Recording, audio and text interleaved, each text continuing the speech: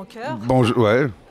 à Bonjour. tous les visiteurs du site Ancinémascope. En cinémascope, bonjour. Un grand bonjour. Un grand bonjour aux visiteurs du site en cinémascope.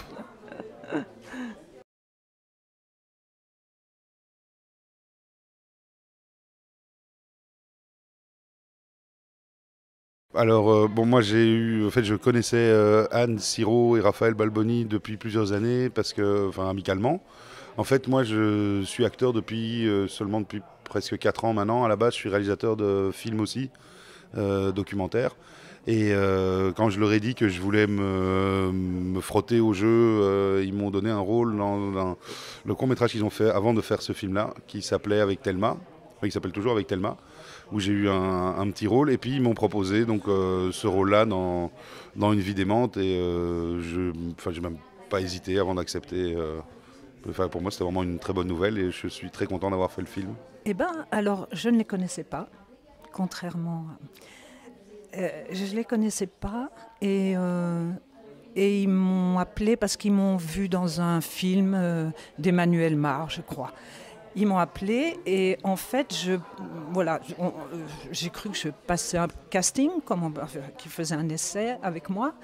Et c'était donc mère et fils, c'était avec Jean Lepelletier qui avait déjà travaillé avec eux. Et donc voilà, la mère, il m'explique tout ça et on improvise assez vite, tous les deux. Je pense que leur truc, c'est de voir si ça colle entre deux personnes comme ça, qu'est-ce qui se dégage, voilà. Et bon, je suis repartie en me disant, j'avais oublié une écharpe chez eux, très important, une écharpe. Et j'avais oublié mon écharpe chez eux et je leur téléphone en disant, bon ben écoutez, je vais revenir la chercher, je sais pas quoi. Et je pensais dans ma tête, tiens c'est marrant, pourquoi j'ai oublié mon écharpe là, j'ai envie de revenir ou quoi. Enfin, moi oui, mais eux. C'était un casting pour moi. Et en fait, non, de façon complètement implicite. Enfin, ils ne m'ont jamais traité comme ça. Après, ils m'ont dit, tu reviens, tout ça. Et il y a eu une espèce de glissement vers des essais, des impros, des bazars. Et voilà. Et puis, je suis devenue Suzanne, un peu malgré moi, grâce à eux.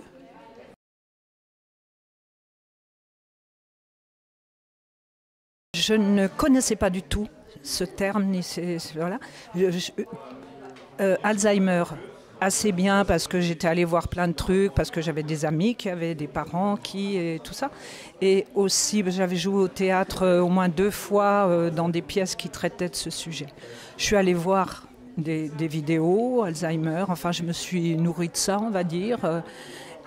Et puis, alors il y a eu ça, mais c'était vraiment... Voilà.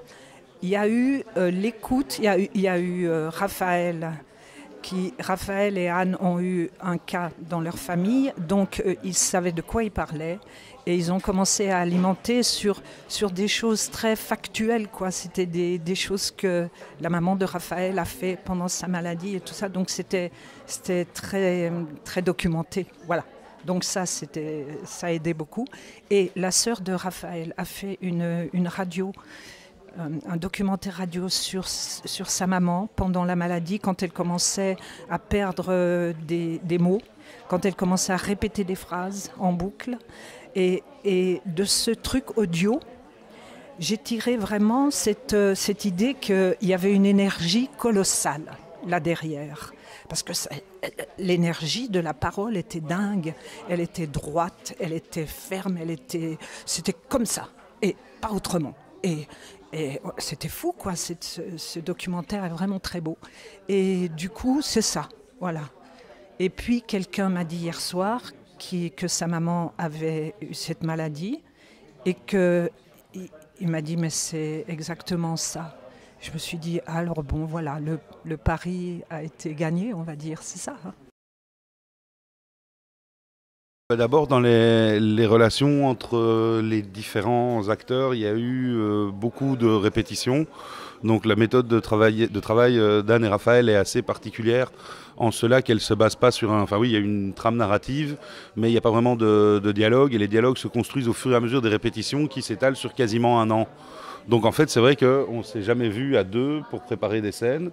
je pense. Hein. On a eu chaque fois beaucoup de répétitions et le film s'écrit, enfin l'écriture du film s'affine au fur et à mesure de ces répétitions qui sont beaucoup d'improvisation et qu'on reprend et qu'on retravaille et que donc ça vraiment au niveau de la préparation ça s'est passé comme ça, on s'est pas vu spécialement, je sais pas si les autres se sont vus entre eux, mais moi j'ai l'impression que juste cette préparation s'est faite avec Anne et Raphaël vraiment dans le travail de répétition. Enfin d'impro, de répète, et que finalement ce travail-là, c'était même pas clair, comme j'ai dit tantôt. Il n'y avait même pas vraiment une limite vraiment claire entre le moment où on arrête les répétitions et on commence le tournage en fait. Donc on est dans cette espèce de jeu en fait, voilà, qui s'est construit pas tout seul, mais de manière assez organique. Et alors dans mon cas personnel, effectivement j'ai quand même voulu aller voir des gens dont c'était le métier pour voir ne fût-ce que pour un peu m'inspirer, voir que ça ait l'air réaliste et crédible. Et bon, alors déjà, c'était difficile de trouver des hommes, parce qu'en général, c'est des femmes qui font ce type de métier. Mais enfin, j'en ai quand même trouvé un.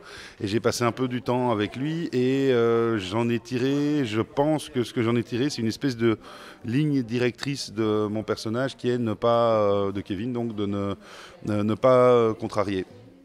Voilà. Et donc, ce qui ne veut pas dire de laisser faire, que si par exemple elle veut faire quelque chose, je vais pas manger quelque chose qui est pourri ou boire de l'eau de javel ou quoi, c'est pas la laisser faire, mais ne pas contrarier. Quoi. À un moment donné, la personne que je suivais, qui était réellement professionnelle, donc c'était vraiment le métier, m'a dit cette expression, et puis moi voilà, je me suis dit, ah oui, voilà, ça c'est un peu la ligne directrice de ce personnage. Maintenant, comme je vous dis, c'était des choses où c'était très vivant, donc ça c'était une espèce de ligne directrice, puis le reste, ça se passait dans les interactions qu'on pouvait avoir les uns avec les autres, dans les répétitions, et donc voilà, c'est un petit peu comme ça que j'ai procédé.